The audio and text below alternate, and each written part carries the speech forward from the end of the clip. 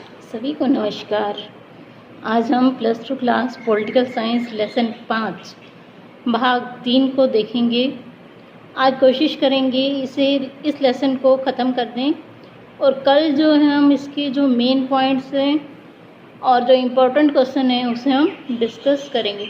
तो आइए शुरू करते हैं अपना आज का लेसन, कांग्रेस प्रणाली, चुनौतियों और पुनर्स्थापना। तो देखते हैं अपना आज का लेसन। सबसे पहले हम देखेंगे जो कांग्रेस के अंदर एक सिंडिकेट लोगों का समूह था वो कौन थे। तो कांग्रेसी नेताओं के एक समूह को अनौपचारिक तौर पर सिंडिकेट कहा जाता था। ये बड़े बड़े नेता थे जिनका उस पर प्रभुत्व था कांग्रेस पार्टी पर।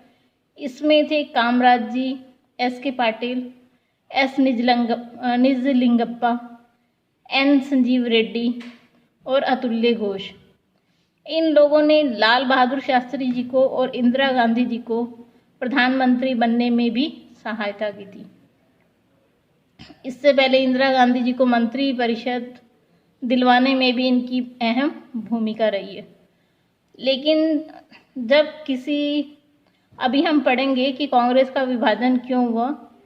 तो जब इसका विभाजन हुआ तो ये जो सिंडिकेट वाले लोग थे इन्होंने कांग्रेस ओ के नाम से बनाई और इंदिरा गांधी कांग्रेस आर के नाम से रही। तो देखिए आगे चलते हैं। जो इन्होंने इंदिरा गांधी को प्रधानमंत्री बनाया था तो इन्होंने सोचा था कि इंदिरा गांधी हर काम के लिए इन पर आश्रित रहेंगी। लेकिन इंदिरा गांधी ने बहुत ही जल्दी अपना काम अच्छे से संभाल लिया और जो उनके सलाहकार थे और जो विश्वास पात्र थे वो पार्टी से बाहर के लोगों को रखा। धीरे धीरे उन्होंने सिंडिकेट के जो बड़े बड़े नेता थे उनको हाशिए पर खड़ा कर दिया। तो उन्हें ये बात अच्छी नहीं लगी। तो देखिए इंदिरा गांधी ने 1967 में अपनी पकड़ मजबूत करने के लिए एक 10 सूत्रीय कार्यक्रम अपनाया, जिसमें था बैंकों पर नियंत्रण करना, आम बीमा का राष्ट्रीयकरण, शहरी संपदा का परिसीमन, खाद्यान्न का सरकारी वितरण, भूमि सुधार, गरीबों को आवासीय भूखंड देना। तो इन सब ने उनकी लोकप्रियता को बढ़ाया और जो सिंडिकेट वाले नेता थे उनको इन्होंने इतनी सलाह मशवरा नहीं लिया। तो अब देखिए कांग्रेस जो दो दलों में बटी, आर और ओ, तो उसका क्या कारण था? उसका कारण था 1969 का राष्ट्रपति पद का चुनाव।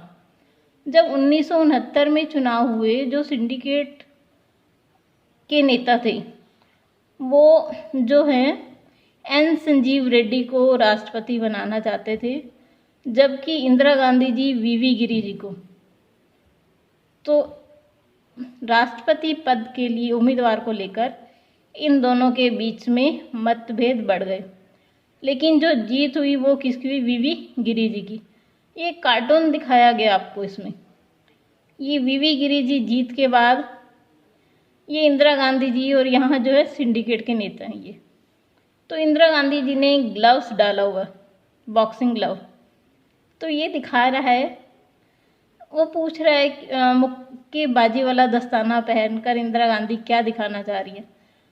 वो ये दिखाना चाह रही हैं कि जो वो करना चाहती थी वो उन्होंने करके दिखाया। वो वीवी गिरी जी को राष्ट्रपति बनाना चाहती थी और उन्हें बनाकर दिखाया। तो इस वजह से कांग्रेस दो गुटों में बट गई। अब जो इंदिरा गांधी जी हैं उन्होंने 14 बैंकों का राष्ट्रीयकरण किया। जो प्रीवी पर्स था उसे समाप्त किया। प्रीवी पर्स को अभी हम डिटेल से पढ़ेंगे।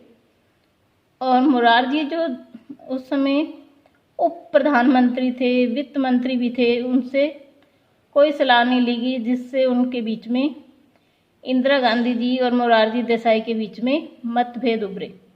इसलिए मोरारजी ने इस सरकार से किनारा कर लिया।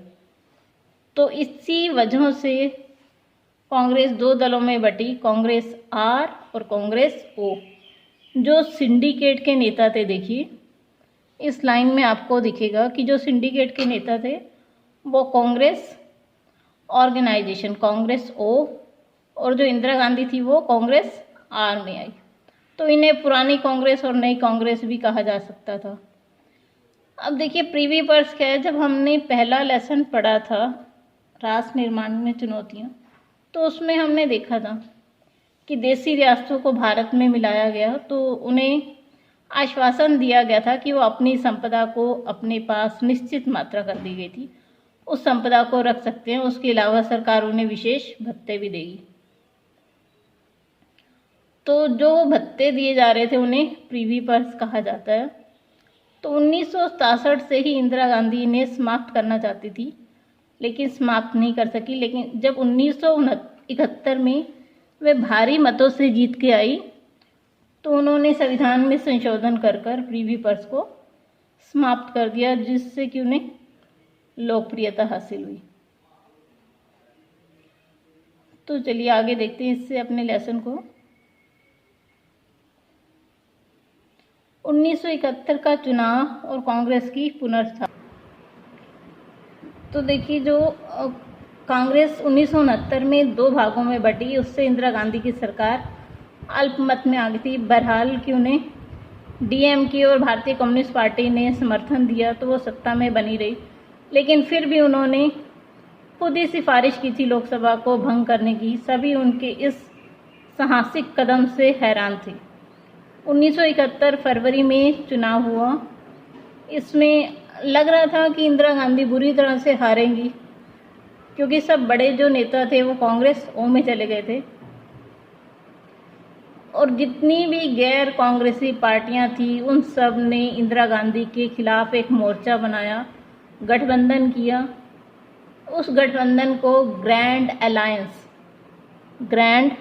के नाम से भी जाना जाता है। तो देखिए जो विपक्ष था उसने नारा दिया इंदिरा हटाओ, और जो इंदिरा गांधी थी उन्होंने एक सकारात्मक रुख दिखाया और उन्होंने नारा दिया गरीबी हटाओ। तो इसी चर्चित नारे की वजह से जो इंदिरा गांधी ने आश्वासन दिया गरीबी हटाओ के नारे के साथ ही कि मैं गरीबों के उत्थान के लिए बहुत कुछ करूंगी, तो इस कारण सरकार 1971 का चुनाव भारी बहुमत से जीती, जितने की आज तक उसे सीटें नहीं मिली थी उस 1971 के चुनाव में कांग्रेस को मिली। कांग्रेस को 375 सीटें मिली, 48.4% वोट कुल मतों का प्राप्त हुआ। अकेले इंदिरा गांधी को 352 सीटें मिली, जो कि 44% वोट थे कुल वोटों का। और उधर कांग्रेस ओ की उन्हें सिर्फ 16 सीटें ही मिली थी। ठीक है जी, तो इतने बड़े बड़े नेता जहाँ पे थे उन्हें सिर्फ 16 सीटें मिलना बहुत ही हैरान कर देने वाला एक आंकड़ा था। तो जो ग्रैंड अलायंस था उसे भी कोई खास सफलता नहीं मिल पाई, सिर्फ 40 से भी कम उन्हें सीटें मिली। तो ये देखिए कार्टूनिस्ट ने कार्टून बनाया कि फर्स्ट, सेकंड, थर्ड तीनों पे इंदिरा गांधी खड़ी हैं। फर्स्ट है देखिए स्ट्रॉन्ग कॉन्स्टिट्यूएंसी, वो जहाँ पे इनका पक्ष मजबूत था। दूसरी है वीक कॉन्स्टिट्यूएंसी, जहाँ पे ये माना जा रहा था कि इंदिरा गांधी जी तो हारेंगी। थर्ड थी डाउटफुल।